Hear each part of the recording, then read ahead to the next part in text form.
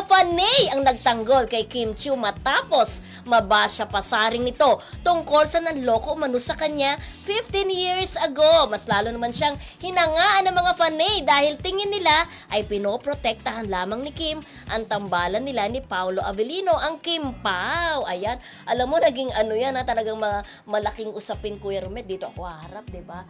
Na after nung post, matapang na post na yun ni Kim Chiu ay maraming mga Kim Pao ang nagtanggol sa kanya kasi yung mga Kim Emerald naman ay parang nagalit. Yap, kasi Oo, di ba, pero parang yun galit nga, sila, ha? hindi, parang ang meron din sinasabi kasi nung iba na siguro kaya nakapag-post din ng ganyan si Kim dahil nung nagsalita si Gerald, hindi man lang daw siya nabanggit, tutik na sabay silang pumasok sa bahay ni Kuya, sabay silang nag-artista. Parang yun nga na, kasi meron parang marami pa rin talaga nag-ship, di ba? Oo. Kahit na alam naman nila na may Paulo na, ewan natin kung nagkabalik si Julie tsaka si Pero, Gerald talaga. oo, pero hinahanapan ng rason din ng mga Kim Pao na baka nga naman ganun ka-protective si Kim, di ba, Rodel? Ganun ka-protective si Kim Chiu sa Kim Pao. Kasi ito yung ngayon may True. silang serye. Baka naman ayaw na niya na parang nangahaluan pa. Lalong-lalo na talagang napaka-trending talaga sa social media. Yung mga simpleng pag beso-beso lang nila ay talagang gusto na nilang, ay sana gumawa ng bagong project, ay sana ang Kim Emerald, malay mo ang endgame sila, parang medyo, Kumbaga move on na. pinoprotektahan lang ni Kim Chiu ang kanilang love Oo, team. yun ang tingin ng mga Kim True. Pao na parang nagiging protective lang si Kim doon sa Kim Pao. Although, Oo. sa kabilang banda, Yes. hindi rin natin masisisi naman din yung iba Oo. na andyan pa rin naman talaga, meron pa rin kimeral. Meron talaga. Pero, di ba kagaya yung mga Sharon Gabi, kahit may asawa na si Sharon, di ba? Siniship pa rin Siniship sila. pa. Pero sana, magising na ang katotohanan, magising na sa katotohanan, Yung katotohanan yung na meron pang magigising. mga kimeral na wala ng pag-asa, tapos na para kay Kim.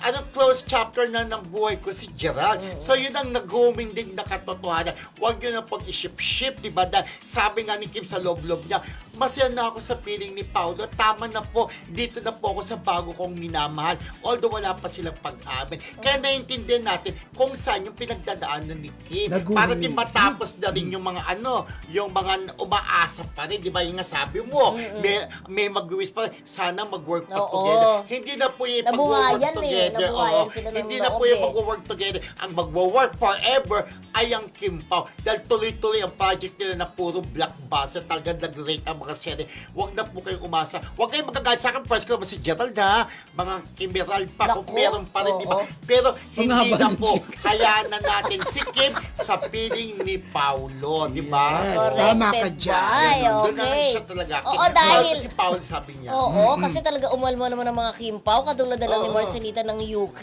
Carmen Dolalas, di ba, ng New York, si Weng Agustin, of course, si Ate Lina Moreno. Yes. Si Ate Cecil Lopez, si Mami Amones, di ba? Ayaw din ni Tapet Roque na may Kimeral pa. Ayaw din ni Marina Corazon. At saka si Annelyn Anapembuelo. At saka si Annelyn Hiccup. At saka si Mami Amores. At saka si Ate Remy Nidoy. Ate Norma Malicio. Ate Cecil Pili. Ate Evelyn Chu.